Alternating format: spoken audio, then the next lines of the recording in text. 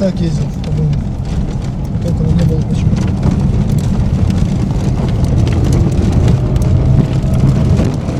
Да, я вот уже выехали.